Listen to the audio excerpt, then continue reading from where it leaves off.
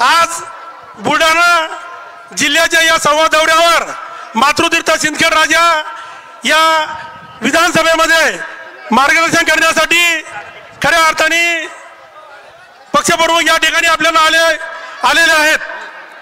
आज मोठ्या संख्येने या ठिकाणी सिंदखेड राजा मतदारसंघातील जनसमुदाय साहेब या ठिकाणी उसळला। शिवसेनेमध्ये गद्दारी झाल्यानंतर काही लोक म्हणायचे की बा या ठिकाणी काहीच राहिलं नाही, परंतु आज या तमाम जनतेने दाखवून दिलं की शिवसेनेचे गद्दार जरी गेले तरी मतदार या ठिकाणी आहे। राऊत साहेब या ठिकाणी गद्दार गेलेत, मतदार या ठिकाणी आहेत। म्हणून आज मी या ठिकाणी जास्त बोलणार नाही।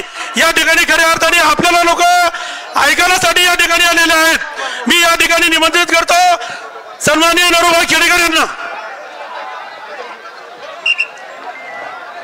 यानंतर शिवसेनेचे जिल्हा संपर्क प्रमुख प्राध्यापक नरेंद्रजी खेडेकर साहेब यांनी या ठिकाणी आपलं मनोगत व्यक्त करावं अशी मी त्यांना विनंती करतो। सर्वप्रथम आई जिजाऊ हिंदवी स्वराज्य संस्थापक छत्रपती शिवाजीराव महाराज आणि हिंदू हृदय सम्राट शिवसेना प्रमुख बाळासाहेब ठाकरे यांना वंदन करतो। आपले पक्षप्रमुख माननीय उद्धवजी हे आपल्या सोबत संवाद साधण्याकरता इथं आलेले आहेत। सर्वप्रथम त्यांचंही या ठिकाणी आमच्या सिंदखेड राजा नगरीमध्ये स्वागत करतो। संजयजी राऊत साहेब, नाव फक्त राऊत साहेब बाकी मंचावर उपस्थित सर्व मान्यवर, सर्व शिवसेना युवा सेना महिला आघाडीच्या पदाधिकारी, एक मिनिट बरोबर उपस्थित सर्व सिंदखेड राजा मतदारसंघातून आलेले सर्व आमचे कार्यकर्ते, ग्रामस्थ बंधूंनो भगिनींनो, या ठिकाणी आपली निवडणूक 26 एप्रिलला संपन्न होणार आहे आणि या ठिकाणी परिवर्तन हाच संसाराचा नियम आहे। आणि म्हणून मागील 3 वेळेस ज्यांना आपण निवडून दिलं, जे निष्क्रिय होते, ज्यांनी कुठलंच काम केलं नाही, आज त्यांना हरवण्यासाठी आपण सगळेच जण कटिबद्ध झालेलो आहोत। आज त्यांची अशी परिस्थिती आहे की त्यांना तिकीट मिळेल का नाही, चिन्ह कोणतं मिळेल, अशा सगळ्या ठिकाणी शंका व्यक्त केल्या जात आहेत। आणि म्हणून आपण केवळ एक आणि एकच की आतापर्यंत झाला जो जिल्ह्याचा विकास झाला नाही, जिल्ह्याचा विकास झाला नाही ते खामगाव जालना रेल्वे मार्ग दिला सोडून आणि आता सिंदखेड राजा शेगाव भक्ती मार्ग नावाचा मार्ग काढला। याला कोणाची मंजुरी होती, कोणी मागणी केली होती का? या ठिकाणी कुणीही मागणी केली नाही, परंतु 2-4 हजार कोटीचा मार्ग करायचा, त्या मिंदेच्या एखाद्या कॉन्ट्रॅक्टरला मलिदा खाऊ घालायचा आणि आपल्या शेतकऱ्यांना भूमिहीन करायचं, अशा पद्धतीचं काम या ठिकाणी केलं जात आहे। उद्धव साहेब, मी आपल्या निदर्शनात एक गोष्ट आणू शकतो की जे कधी केलं नाही त्याचंही क्रेडिट हे खासदार या ठिकाणी घेतात। आमच्या जिजाऊच्या राजवाड्यामध्ये एक अश्लील शिलालेख लिहिला गेला होता, शिवसेना प्रमुखांनी आदेश दिला आम्हाला तो पाडण्याचा। तेजराव बापू देशमुख आणि स्वर्गीय श्रीराम पारेकर यांनी तो पाडला। त्यांनी पाडला, त्यांना जेल झाली, त्यांना जमानतही मिळाली नाही, परंतु पॉलिटिकल बोर्डाच्या देगावला पुंडलिक भाऊ गवळीच्या भूमिपूजनाला ज्यावेळेस शिवसेना प्रमुख आले, त्यांनी सांगितलं वाशिम तालुका खोडून टाका, वाशिम जिल्हा लिहायला सुरुवात करा। आणि 1 जुलै 98ला वाशिम जिल्ह्याची निर्मिती झाली। त्या ठिकाणी ज्यावेळेस शिलालेख पाडल्याचा उल्लेख झाला, आपला खासदार त्या ठिकाणी उभा राहिला आणि मी तोडलं असं सांगितलं। असे अनेक खोटे कामं त्यांनी केले। म्हणून हा अविकसित राहिलेला मतदारसंघ कुठेतरी आता पुन्हा एकदा विकासाच्या वाटेवर वाटचाल करू लागलेला आहे। मी या ठिकाणी जास्त काही बोलणार नाही। आपण सगळेच जण उद्धवजींच्या साठी आलेले आहात। मागच्या 23 फेब्रुवारीला सुद्धा इथं सभा आयोजित केली होती, परंतु दुर्दैवानं मनोहर जोशी सरांचं निधन झालं, आपला दौरा रद्द झाला। आपण सगळेजण तेव्हापासून या दौऱ्याची वाट पाहत आहात। आज उद्धवजी या ठिकाणी आलेत, मी आपल्या सगळ्यांच्या वतीनं त्यांचे आभार व्यक्त करतो। आणि यानंतर आमचे शिवसेनेचे नेते संजयजी राऊत साहेब, अंबादासजी दानवे साहेब आपले विरोधी पक्ष नेते आपले विचार व्यक्त करतील अशी या ठिकाणी त्यांना विनंती करतो। यानंतर विधान परिषदेचे विरोधी पक्ष नेते आदरणीय अंबादासजी दानवे साहेब या ठिकाणी आपले मनोगत व्यक्त करतील अशी मी त्यांना विनंती करतो. स्वर्ग नको मला, मला फक्त मातृतीर्थ सिंदखेड राजाची माती हवी आहे. स्वर्ग नको मला, मला फक्त सिंदखेड राजाची माती हवी आहे. आणि 40 हिजड्याम परीस, 40 गद्दार हिजड्याम परीस एकच निधडी छाती हवी आहे, एकच निधडी छाती हवी आहे. यानंतर आदरणीय दानवे साहेब.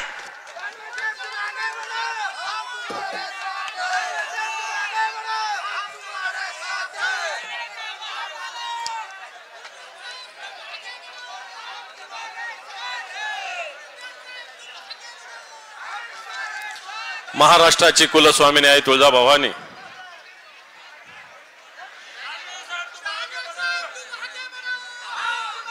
राजमाता जिजाऊ, हिंदवी स्वराज्याचे संस्थापक छत्रपती शिवाजी महाराज, हिंदू हृदय सम्राट शिवसेना प्रमुख श्रीमान बाळासाहेब ठाकरे यांना मानवंदना. आजच्या या जनसंवाद मेळ्यासाठी उपस्थित असलेले शिवसेनेचे पक्षप्रमुख आणि ज्यांना या महाराष्ट्रातील तमाम जनतेनं एक भूमिका दिलेली, एक जबाबदारी दिलेली, या महाराष्ट्राचे कुटुंब प्रमुख माननीय उद्धवजी ठाकरे साहेब, ज्यांना आपण म्हणतो 100 दाऊद 1 राऊत असे शिवसेनेचे खासदार माननीय संजयजी राऊत साहेब, इथं उपस्थित संपर्क प्रमुख नरूभाऊ खेडेकर, जिल्हा प्रमुख जालूभाऊ, सीताराम दादा, आमदार नितीनजी देशमुख, उपस्थित सर्व व्यासपीठावर मान्यवर माता भगिनी आणि बांधवांनो. मुजरा माझा माता जिजाऊना, मुजरा माझा माता जिजाऊना, जिने घडविले शूर शिवबाला. मुजरा माझा माता जिजाऊना, जिने घडविले शूर शिवबाला. साक्षात होती ती आई भवानी, जिच्या पोटी जन्म घेतला शिवबांनी, जिच्या पोटी जन्म घेतला शिवबांनी. अशा या मातृतीर्थ सिंदखेड राजामध्ये आज ही जनसंवाद सभा इथं होते. खरं तर अभी तो ये झाकी आहे, अभी तो काशी मथुरा बाकी, त्याच्यावर अजून तर मुख्य सभा व्हायची बाकी आहे. इथं फक्त झाकी आहे साहेब. आणि ज्यावेळेस खऱ्या अर्थानं लोकसभा निवडणुकीची सभा होईल त्यावेळेस मला असं वाटत नाही याच्यापेक्षा 10 पट नाही 100 पट लोक उपस्थित राहतील आणि या बुलढाण्याच्या जागेवर शिक्कामोर्तब करतील. कारण या बुलढाणा खऱ्या अर्थानं हा मा जिजाऊचं जन्मक्षेत्र असताना सुद्धा जिथं गद्दार सुद्धा जन्माला आलेले आहे. पण आपण मा जिजाऊचं मोठ्या अभिमानानं नाव घेतो. या मा जिजाऊने छत्रपती शिवरायांना अशी शिकवणूक दिली होती की जे जे गद्दार झाले याला कोणत्याही प्रकारची माफी देता येणार नाही. आणि मला असं वाटतं 40 गद्दार झाले आणि 10-12 जे खासदार गद्दार झाले यांनाही माफी होऊ शकत नाही. आपण येणाऱ्या काळामध्ये लोकसभा विधानसभा निवडणुकीला सामोरं जातोय. आज या लोकसभा विधानसभा निवडणुकीला सामोरं जात असताना मला असं वाटतं या महाराष्ट्रातील आणि देशातले वेगवेगळे विषय आपल्या समोर आहे. ही निवडणूक काही ग्रामपंचायतीची नाही आहे, ही निवडणूक देशाची आहे, निवडणूक राज्याच्या हिताची आहे. वाटतं त्या विषयावर माननीय उद्धवजी ठाकरे साहेब आणि संजयजी राऊत साहेब बोलतील. परंतु या सिंदखेड राजाचा विषय बोलायचा झाला तर मी बऱ्याच वेळेस या ठिकाणी आलो. या तालुक्यामध्ये या जिल्ह्यामध्ये सातत्यानं जालूभाऊ नरूभाऊ सातत्यानं शेजारीत संभाजीनगर असल्यामुळे येत गेलेलो आहे.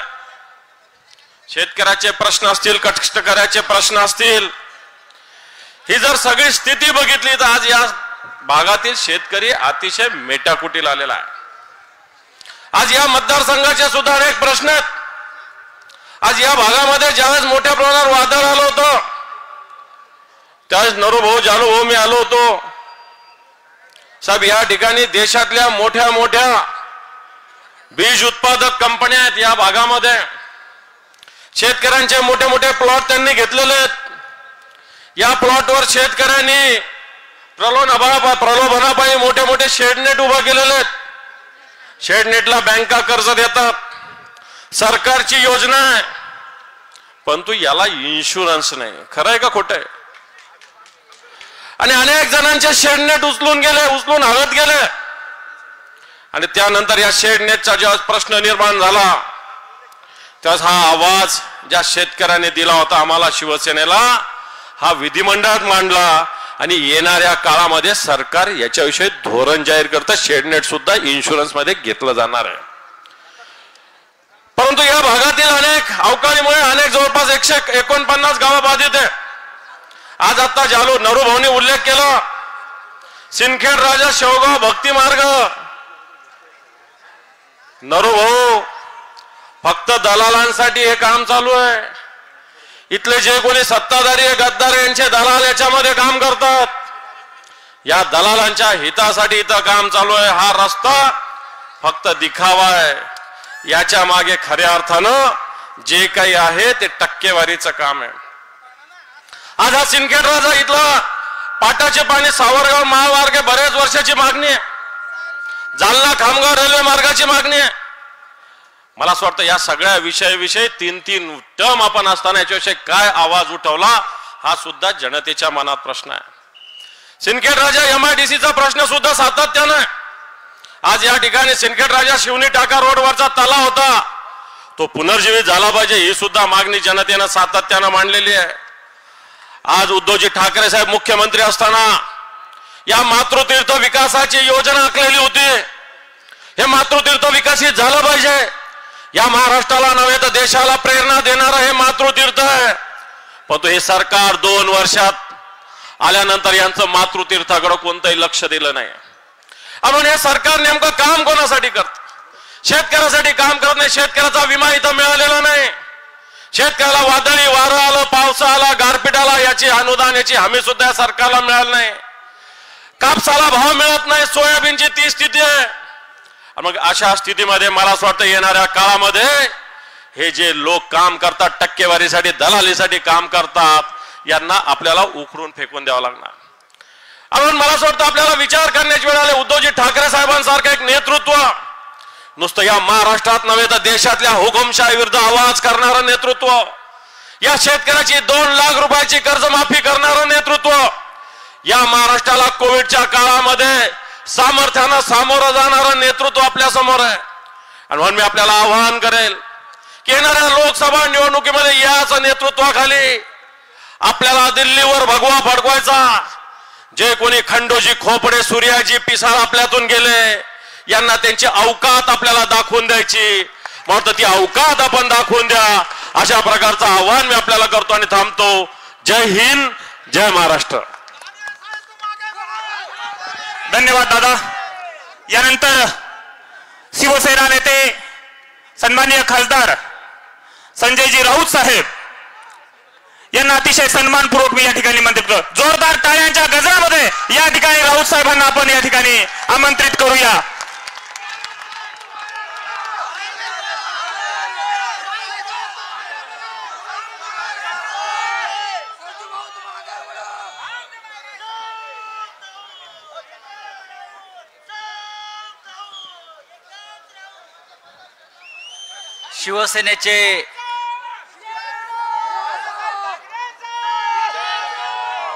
शिवसेनेचे आदरणीय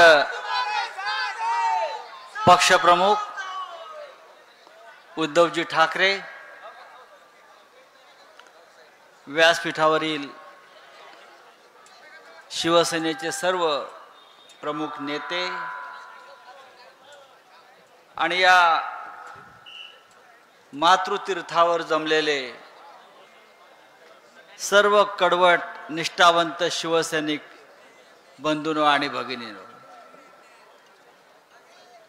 महाराष्ट्राच्या दृष्टीने नव्हे तर देशाच्या दृष्टीने अत्यंत पवित्र अशा जागेवर हा शिवसेनेचा मेळावा होतो आहे. आणि त्या मेळाव्यासाठी आपले पक्षप्रमुख उद्धवजी ठाकरे येथे उपस्थित आहेत. मगाशी आपण पाहिलं की ज्या मातेनं, राजमातेनं छत्रपती शिवाजी महाराजांना महाराष्ट्राच्या ओटीत टाकलं, त्या जिजाऊ मासाहेबांच्या जन्मस्थानी आपण जाऊन त्यांचं दर्शन घेतलं.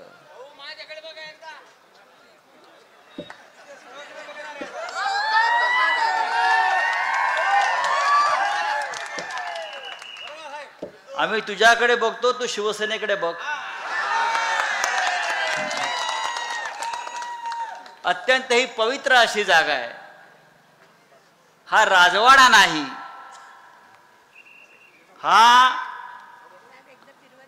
हा राजवाडा नाही, हे महाराष्ट्राचं, या हिंदुत्वाचं, या हिंदवी स्वराज्याचं तीर्थक्षेत्र आहे. आणि या तीर्थक्षेत्री गद्दारीची बीज कधी रुजणार नाहीत. इथे गद्दार गाडले जातील, इथे बेईमानांना थारा नाही. अशा प्रकारची ही पवित्र माती आणि पवित्र भूमी आहे. छत्रपती शिवराय हे या महाराष्ट्राचे छत्रपती, हिंदवी स्वराज्य संस्थापक होण्याआधी बाल शिवाजींची पावलं या भूमीवर उमटलेली आहेत. छत्रपती शिवाजी राजांना घडवलं कोणी? श्रेय अनेक जण घेतात, पण त्यांना घडवणारी राजमाता जिजाऊ माता होती. हे अख्ख्या देशानं आणि जगानं मान्य केलेलं आहे. आणि अशा या पवित्र मातेच्या जन्मभूमीवर आपण सगळ्यांनी कायम शिवसेनेचा भगवा झेंडा, स्वाभिमानाचा भगवा झेंडा, जो छत्रपती शिवाजी महाराजांच्या नावानं आपण फडकत ठेवला, त्या भगव्या झेंड्याला कलंक लावण्याचं काम इथल्या काही लोकांनी केलं. त्याच्यामुळे मला खात्री आहे की आपण सगळे एका निर्धारानं, ज्याने या मातीला कलंक लावला शिवरायांच्या, त्यांना ह्याच मातीत गाडल्याशिवाय राहणार नाही.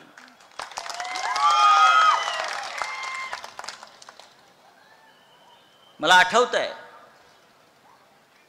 की हे मातृतीर्थ सिंदखेड राजाच्या विकासासाठी मुख्यमंत्री असताना माननीय उद्धव ठाकरे साहेबांनी विशेष प्रयत्न केले होते. आणि त्याच मातृतीर्थावरती आपण आज जमलेलो आहोत. या राज्याचं महत्व असं आहे, या मातीचं महत्व असं आहे. महाराष्ट्र यासाठी मोठा आहे की या मातीमध्ये छत्रपती शिवाजी महाराज जन्माला आले, म्हणून या महाराष्ट्राला इतिहास आहे.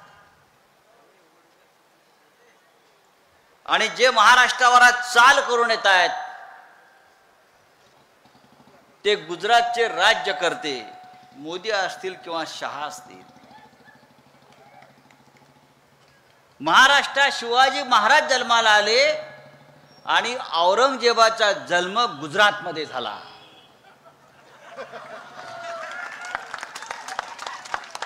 गुजरातमध्ये जिथे मोदी जन्माला आले त्याच्या बाजूला दाहोद नावाचं गाव आहे, तेथे औरंगजेब जन्माला आला. आणि म्हणून ही औरंगजेबी वृत्ती गुजरात आणि दिल्लीतून या महाराष्ट्रावर चाल करून येते आहे. आणि शिवसेनेच्या विरोधामध्ये, आमच्या स्वाभिमानाच्या विरोधामध्ये. मोदी आला नाही, औरंगजेब आला म्हणा, काढून टाकू.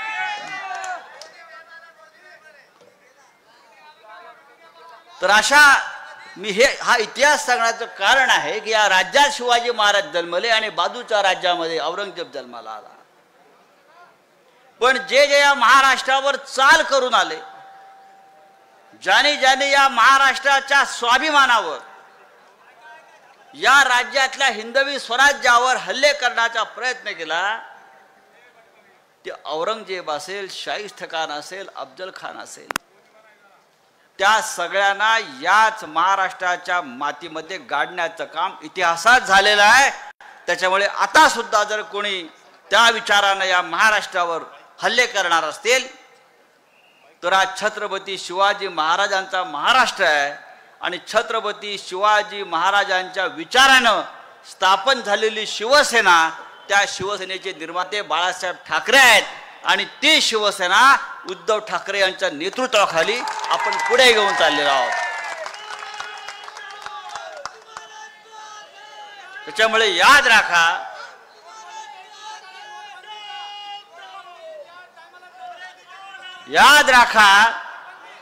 महाराष्ट्रावर चाल करून येण्याचा प्रयत्न करू नका. हा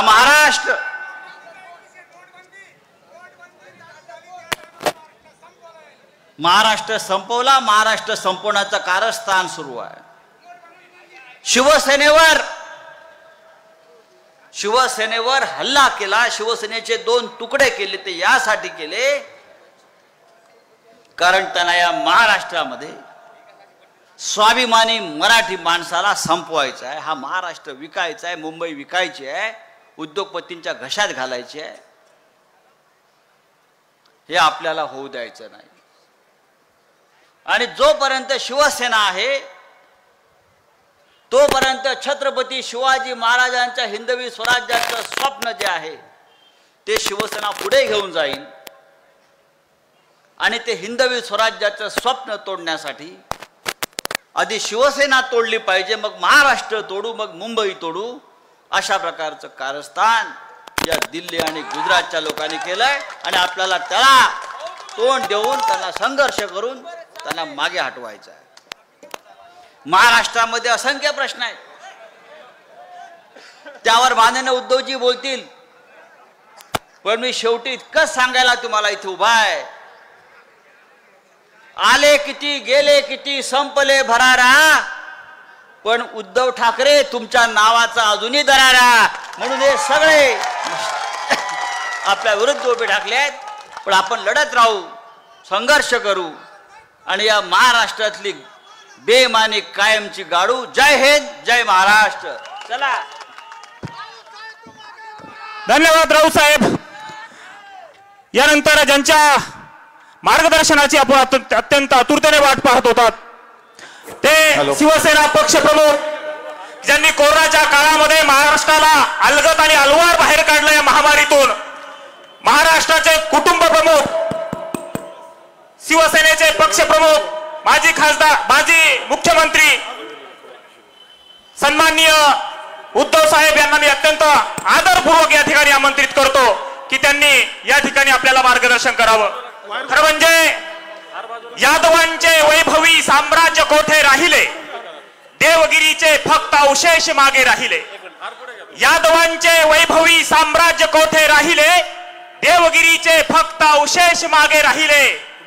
पण वाहतो अजूनही ओघ माणसांचा आळंदीला, पण वाहतो अजूनही ओघ माणसांचा आळंदीला. कारण ज्ञानोबाच्या मुखातील ते शब्द मागे राहिले, कारण ज्ञानोबाच्या मुखातील ते शब्द मागे राहिले. यानंतर सन्माननीय उद्धव साहेब ठाकरे, एकदा जोरदार टाळ्यांच्या गजरामध्ये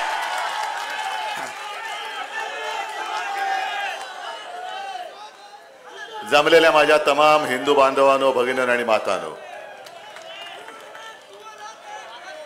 अशा घोषणा झाल्या की बरं वाटतं की हम तुम्हारे साथ है. आणि हेच त्यांच्या पोटामध्ये दुखतंय की उद्धव ठाकरे, शिवसेना किती प्रयत्न केला तरी संपत का नाही. कारण त्यांना कल्पना नाहीये की शिवसेना म्हणजे केवळ एक पक्ष नाहीये, तर शिवसेना एक विचार आहे. आणि वरवरचं किती तुम्ही फुलं वगैरे जरी काढलीत तरी महाराष्ट्राची जमीन, महाराष्ट्राची माती ही जिजाऊची आणि छत्रपती शिवाजी महाराजांची आहे. आणि तुम्ही किती प्रयत्न केलात वरवरचं तुम्ही कदाचित तोडाल, पण आमची पाळंमुळं जी खोलवर जमिनीत गेले ती जर का उखडायचा प्रयत्न केलात तर एवढं खोल जावं लागेल की पुन्हा तुम्ही जमिनीच्या वर नाही येऊ शकणार. तसं पाहिलं तर गेल्या महिन्यामध्ये मी बुलढाणा जिल्ह्यात आलो होतो आणि त्याच वेळेला मला वाटतं मी इथे येण्याचा माझा एक नियोजित कार्यक्रम होता. मेहकरला पण जायचा होता. दुर्दैवाने त्याच दिवशी आपले ज्येष्ठ नेते मनोहर जोशी हे आपल्यातून गेले आणि मला तात्काळ मुंबईला जावं लागलं. आज परत आलोय. साहजिकच आहे, मातृतीर्थ भेट देणं गरजेचं नाही, माझं कर्तव्य आहे. आणि ज्या लढ्यासाठी मी उतरलेलो आहे हा लढा माझा एकट्याचा नाही, तर हाच लढा त्याही वेळेला महाराष्ट्रद्रोह्यांच्या विरुद्ध ज्या एका मातेने आपल्या सुपुत्राला त्याच्यासाठी घडवलं त्या मातेचे आशीर्वाद घेणं हे मला अत्यंत महत्त्वाचं वाटलं आणि म्हणून मी आलेलो आहे. संजय राऊत, आपण छत्रपती शिवाजी महाराजांचा जन्म कुठे झाला, औरंगजेबाचा कुठे झाला तुम्हाला सांगितलं त्यांनी. आणि हे काय खोटं नाही, हे सत्य आहे. आज सुद्धा ती जी वृत्ती म्हणजे मातीचा एक गुण असेल करायची, त्यांचा जिथे जन्म झाला तेव्हा मातीचा गुण त्यांना लागला असेल, पण त्यांनी हे लक्षात घ्यायला पाहिजे की आम्ही जिथे जन्मलो तो मातीचा गुण आम्हालाही लागलेला आहे.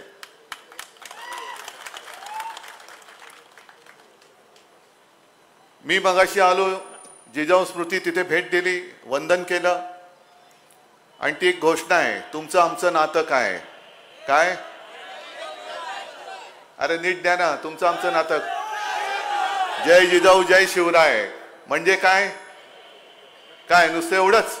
जय जिजाऊ जय शिवराय नातं, त्या नात्याचा अर्थ काय? त्या नात्याचा अर्थ असा आहे की ज्याप्रमाणे आज हे सगळे ईडी भाई, इन्कम टॅक्स भाई, CBI भाई, हे भाईच लोक आहे, यांचे घरगडी तर आहेतच, पण आपल्या शिवसेनेला फोडण्यासाठी ज्यांचा सिंहाचा वाटा आहे ते सगळे ईडी, इन्कम टॅक्स, CBI हे सगळे फोडल्यानंतर सगळेच जण काही असे संजय राऊतांसारखे लढणारे नसतात. अनेक जण असे आहेत किंवा असतील की ज्यांना एक नोटीस आल्यानंतर शेपट्या घालून भाजपात गेले. मग तुम्ही विचार करा की तो काळ काय असेल. जरा त्या काळामध्ये आपण जाऊया, जिजाऊच्या काळात जाऊया. एकतर राजे शहाजी महाराजांना विजापूरकरांनी तुरुंगात टाकलं होतं. पोरगा तर लढतोय. एखादी आई असती तर काय बोलली असती, अरे जाऊ दे ना, कशाला करतो सगळं, वडिलांना आत टाकले, जाऊ दे ना, आपण काय ते जाऊ त्यांच्या पदरी, नोकरी कर बाळा, तू कशाला एवढं सगळं करतोय. अगदी छत्रपती शिवाजी महाराजांना सुद्धा बालवयामध्ये सगळे जे काही प्रशिक्षण दिलं ते कोणत्या हेतूने दिलं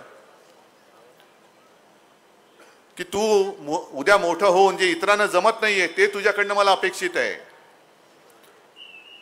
या उपऱ्यांची, या परक्यांची चाकरी करणं हे आयुष्य नाहीये, तर स्वतःचं स्वराज्य स्थापन करणं हे आयुष्य आहे.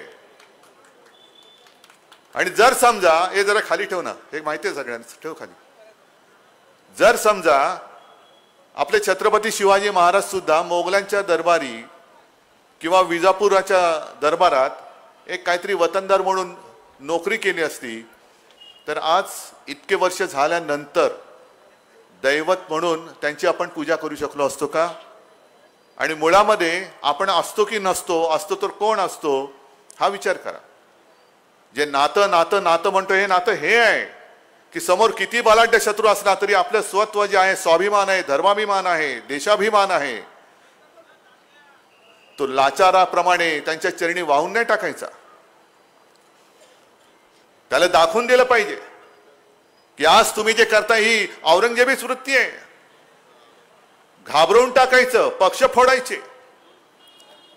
म्हणजे मला खरोखर काही वेळेला लाज वाटते, ज्या मातीमध्ये छत्रपती शिवाजी महाराज, जिजाऊ सारखी दैवत जन्माला आली, आपल्याला अभिमान आहे की आपलं भाग्य आहे की आपण देखील त्याच मातीत जन्माला आलो आणि त्याच मातीमध्ये हे खंडोजी खोपडे, सूर्याजी पिसाळ, अनाजी पंत यांचे वारस सुद्धा जन्माला येतात अजून. म्हणजे देवेंद्र फडणवीस परवा जे बोलले, काय बोलले? मी म्हणे बोललो तर मी पुन्हा येईन, मी 2 पक्ष फोडून परत आलो. अरे लाज वाटली पाहिजे तुला, 2 पक्ष फोडायची वेळ आली तुझ्यावरती.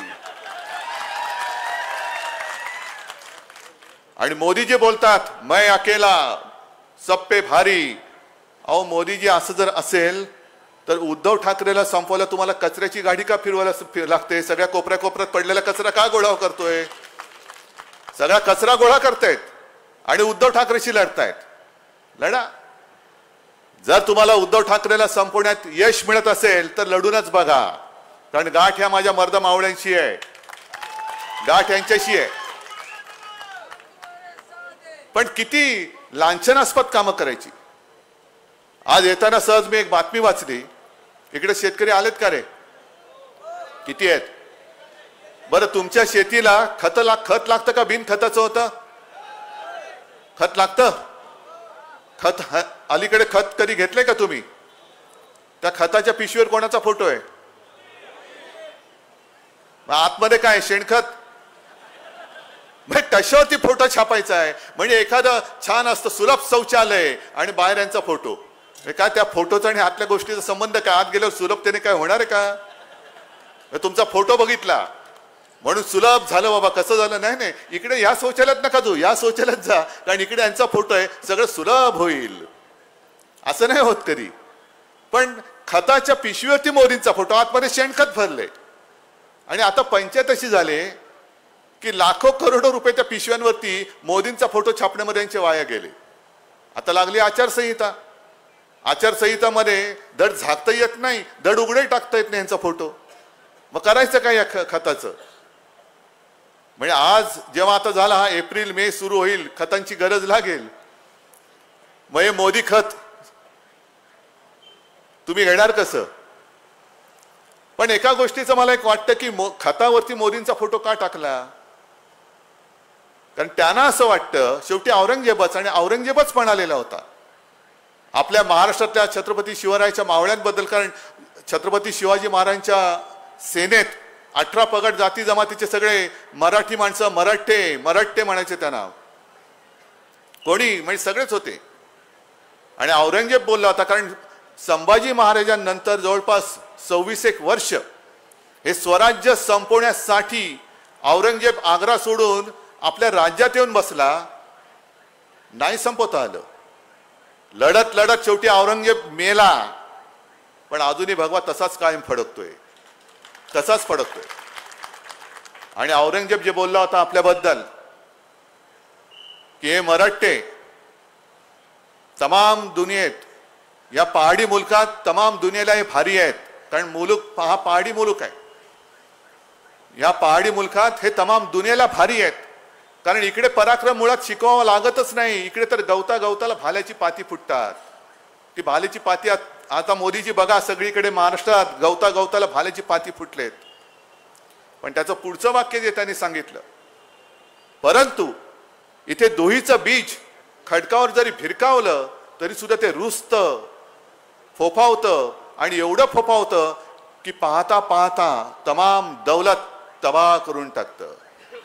म्हणजे काय की फोडा जोडा, फोडा तोडा आणि राज्य करा. हेच तर हे आत्ताचे भाजपवाले करतायत. शिवसेना फोडली, राष्ट्रवादी फोडली, अशोक चव्हाण घेतले. म्हणजे बोलतो ना मी, रोज कचरा गोळा करतायत. तोडा फोडा आणि राज्य करा. आणि त्यांना जर का असं वाटत असेल की हे दुहीचं बीज मी खडकावरती फेकले आणि त्याला मोदी खत टाकलं तर गद्दारीचे अंकुर वाढतील, अजिबात नाही. ते खत ह्या मातीमध्ये गद्दारीचा अंकुर रुजू देणार नाही. त्या अंकुरासकट त्या खताची सुद्धा विल्हेवाट करून टाकण्याची हिंमत ही माझ्या या मर्द मावळ्यामध्ये आहे. आता मला कळलं त्या खताच्या पोत्यावरती मोदींचा फोटो काय, कारण त्यांना दुहीची बीज, गद्दारीचे अंकुर, त्याला ते खत पाणी टाकायचंय. हे मोदी खत. आणि हा फोटो आपण उद्या आपलं सरकार आल्यानंतर बदलून टाकायचंच, नक्कीच टाकणार मी. कारण हे असं दुफळी माजवणारं गद्दारीचं पीक, त्याला खत टाकणारं मोदी खत आम्हाला नको आहे. आम्ही आहोत, आमच्या हक्काची लढाई लढतो आहोत. आज ज्या पद्धतीने त्यांनी शिवसेना फोडली, अरे खरं लाज वाटायला पाहिजे.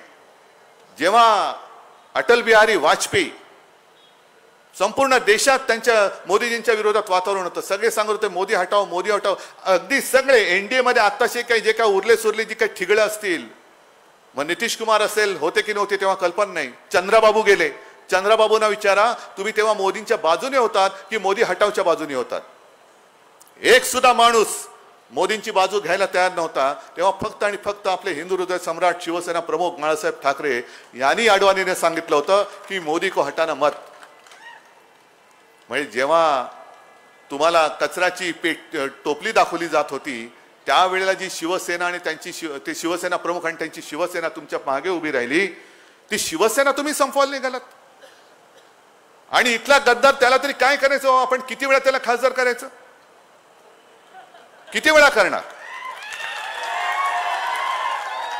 जशी ती एक म्हण आहे ना, खाल्ल्या मिठाला जो जागत नाही तसं जो दिल्या मताला जागत नाही, तो गद्दार तुम्ही पुन्हा डोक्यावर घेणार.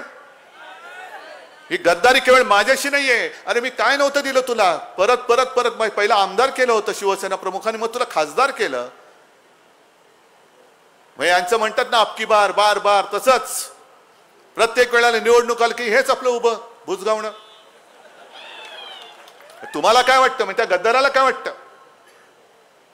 शिवसेनेमुळे ही सगळी जी ज्वलंत राष्ट्रप्रेमी हिंदुत्ववादी लोक आहेत तुम्हाला निवडून देत होती. हा बुलढाणा काय तुमच्या सातबाऱ्यावरती लिहिलेलं नाहीये की बुलढाणा मतदारसंघ म्हटल्यानंतर त्याच्यावरती कोणी उभाच राहणार नाही, कोणी जिंकणारच नाही. या वेळेला तुझं डिपॉझिट जप्तच करून दाखवतो आणि तुम्हाला ते करावंच लागेल. जर तुमचं आमचं नातं काय जय शिवराय जय जिजाऊ जय शिवराय हे नातं जर का तुम्हाला दाखवून द्यायचं असेल तर गद्दाराला तुम्हाला पाडावंच लागेल. नाहीतर जिजाऊचं नाव घेऊ नका, छत्रपती शिवाजी महाराजांचं नाव घेऊ नका, तेवढे लायक आपण नाही असं दुर्दैवाने मला म्हणावं लागेल. कारण त्याही वेळेला छत्रपती शिवाजी महाराजांना आणि जिजामातेला हे असेच गद्दार सगळे होते, त्यांनी किती क्लेश दिले असतील. तो एक प्रसंग सांगतात, जेव्हा अफजल खान चालून आला होता, हे अशीच सगळ्यांना फरमानं गेली होती ईडी सीबीआय इन्कम टॅक्सची की एक तर सामील व्हा म्हणजे भाजपात या, नाही तर तुरुंगात जा. हे अफजल खानीच वृत्ती आहे. अगदी महाराजांचे सगळे सोयरे सुद्धा नातेवाईक सुद्धा बघा त्याच्यात आणि आत्ताच्या काळात काय फरक दिसतोय का तुम्हाला? महाराजांचे नातेवाईक सुद्धा अफजल खानाला जाऊन मिळाले होते. आणि मग अशाच एका दिवशी कान्होजी जेधे नाईक छत्रपती शिवाजी महाराजांकडे आले, त्यांच्या 5 मुलांना घेऊन आले आणि त्यांनी महाराजांना सांगितलं, महाराज अफजल खानाचा निरोप आलेला आहे की मुला बाळासह येऊन सामील हो, तुला खासदार करेन, आमदार करेन, मंत्री करेन. म्हणजे तेव्हाचं जे काय असतं ना, सरदार करेन, अमुक करेन, तमुक होईन करेन, आणि नाही केलास तर मुला बाळासह कापला जाशील. महाराज म्हणाले की मग वाट कसली बघताय? समोर मृत्यू दिसतोय तर जा आणि खानाला सामील व्हा, घ्या तिकडे वतनदारी. आणि कान्होजी जेधे जे चिडले, त्यांनी बाजूला एक तांब्या होता, त्या तांब्यातलं पाणी घेतलं, हातावर घेतलं आणि महाराजांच्या चरणी वाहिलं असं की महाराज हे वाहिलं वतन मी तुमच्या चरणी, ही माझी 5 मुलं तुमच्या चरणी मी वाहून टाकली. मेलो तरी चालेल पण भगव्याला डाग लागेल असं माझ्या हातनं काही होणार नाही. मग तीच जर का परिस्थिती आज पुन्हा आली असेल की भाजपात या, मिंदेकडे जा, नाही तर तुरुंगात जा. अरे तुरुंगात टाकताय ते संजय राऊत तुरुंगाचे काय ते गज होते ते तोडून बाहेर आलेत. म्हणजे तुरुंग फोडून नाही बाहेर आले, ते ईडीवाले बोलले की अरे माफ करा बाबा, आम्हाला हे आला बाहेर सोडा म्हणे, याला हे आम्हालाच खाऊन टाकेला. याला म्हणतात निष्ठा. शेवटी इतिहासामध्ये आपली नोंद काय म्हणून व्हायची? एक 15 दिवसापूर्वी मी धाराशिवला गेलो होतो, त्या ओमराजे निंबाळकर तिथल्या खासदारांनी अप्रतिम एक उदाहरण दिलं. ओमराजेंनी सांगितलं की आज देखील खंडोजी खोपडे, सूर्याजी पिसाळ, आनाजी पंत म्हटल्यानंतर त्यांना आपण काय म्हणतो? काय? गद्दार ना. किती वर्षापूर्वी झाले हो हे सगळे? 300 वर्ष, 400 वर्ष, 400 वर्ष झाली ना. मग 400 वर्ष झाल्यानंतर देखील सुद्धा त्या खंडूजी खोपड्याच्या कपाळावरचा गद्दारीचा शिक्का अजून पुसला जात नाही, तर ह्या गद्दारांचा शिक्का पुसला जायला किती जन्मयाना घ्यावे लागतील? आणि दुसरा पण इकडे बसलात ना नितीन देशमुख, नेला होता यांना उचलून, काय काय त्यांचा छळ केला होता ते त्यांच्याच तोंडून नितीन एकदा तुम्ही सभेत सांगा.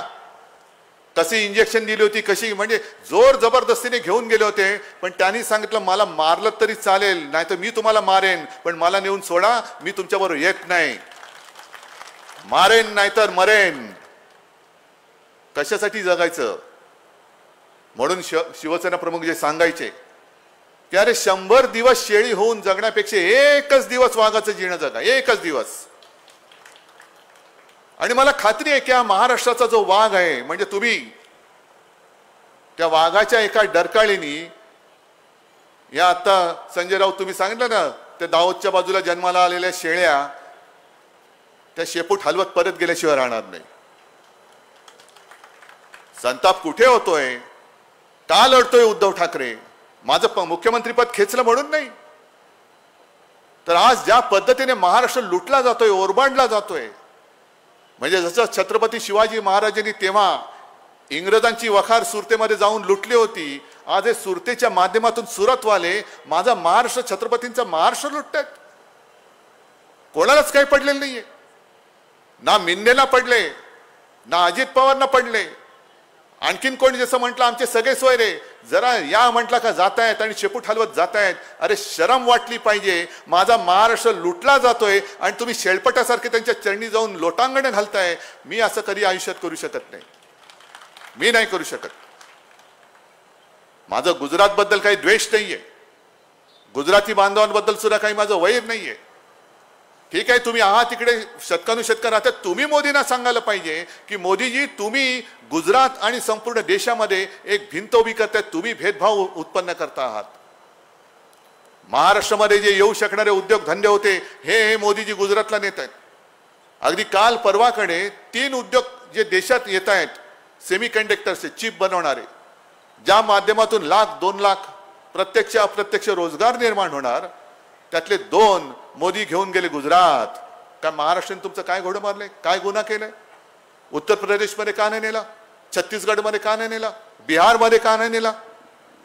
संपूर्ण गुजरात विरुद्ध अख्खा देश असं हे ते जे वातावरण करतायत, हे मोदीजी उद्या तुम्ही प्रधानमंत्री तर होत नाहीच, पण कारण नसताना तुम्ही राज्यांमध्ये आगी लावताय, हे पंतप्रधानाचं चांगलं लक्षण नाहीये.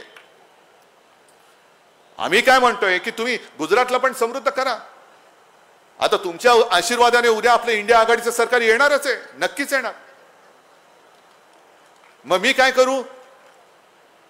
आपल्या सरकारला सांगू नाही गुजरातला काही द्यायचं नाही? नाही, जे गुजरातच्या न्याय हक्काचं असेल जरूर गुजरातला द्या, पण माझ्या न्याय हक्काचं असेल ते सुद्धा तुम्ही ओरबाडून गुजरातला नेणार असेल तर याद राखा, मी मुख्यमंत्री असताना जसं तुम्हाला तुमची हिंमत होत नव्हती की महाराष्ट्र ओरबाडायची हिंमत होत नव्हती, असतील मोदीजी असतील किंवा शहा असतील, पण महाराष्ट्र ओरबाडायची त्यांची हिंमत नव्हती होत, ती आत्ता व्हायला लागली. आम्ही गुजरातच्या हक्काचं काय ती असेल ते देऊच, पण माझ्या महाराष्ट्राच्या तोंडातला घास काय? इकडे शेतकरी बसलेले आहेत, त्यांना काय एक तर तुम्ही हमी भाव देत नाहीये, पीक विम्याचे पैसे देत नाहीयेत, गारपीट झाली गेल्या 8-10 दिवसापूर्वी, 15 दिवसापूर्वी, किती जणांना मदत मिळाली सांगा ना जरा. म्हणजे ना तुम्ही शेतीला भाव देत, ना त्यांच्या मुलांना शिक्षण देत, ना शिकलेल्या मुलांना नोकरी देत, आणि 400 पार. कशासाठी 400 पार? इकडे रोज खायचे काय हे वांदे झालेत, आणि यांना स्वप्न पडतात 400 पार. अजिबात नाही, आपकी बार भाजपा तडीपार. प्रत्येक गावात हा नारा घुमवा, प्रत्येक गावामध्ये हा नारा गुंजला पाहिजे. जसं 50 खोके हा तुम्ही घुमवला, तसंच अबकी बार भाजपा तडीपार. गावागावामध्ये जा आणि गावागावामध्ये सांगा, बेधडक सांगा. 10 वर्ष केवळ आम्हाला भांडणं आमच्यात लावून आता जातीपातीमध्ये भांडणं लावतायत, धर्मात भांडणं लावतायत.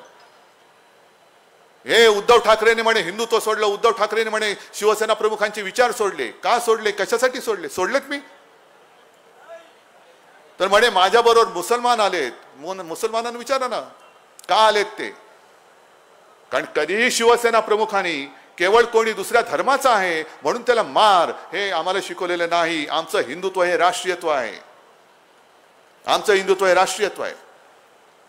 आणि म्हणून मी प्रत्येक सभेत सांगतो की शिवसेनेचं हिंदुत्व हे हृदयात राम आणि हाताला काम. आमचं हिंदुत्व हे घरातलं चूल पेटवणारं हिंदुत्व आहे आणि भाजपचं हिंदुत्व हे घर पेटवणारं हिंदुत्व आहे.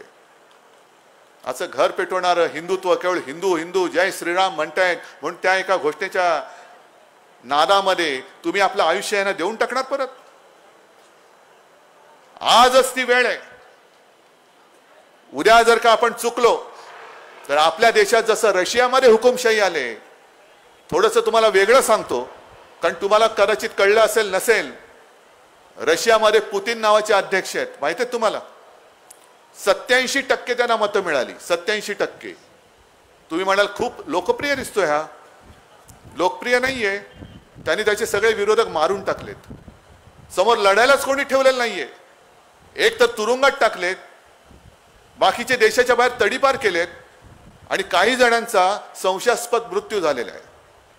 आता गेल्या 8-10 दिवसापूर्वी एका त्याच्या विरोधकाचा तुरुंगात मृत्यू झाला. मग त्यांना विचारलं, ते म्हणाले त्याच्यात काय म्हणे, हे तर नेहमीच आहे, असे तुरुंगात मृत्यू होतच असतात.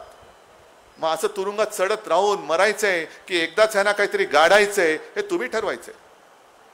तुमची मुलं बाळं ही स्वातंत्र्यात जगली पाहिजेत का गुलामीत जगली पाहिजे त्याची ही लढाई आहे.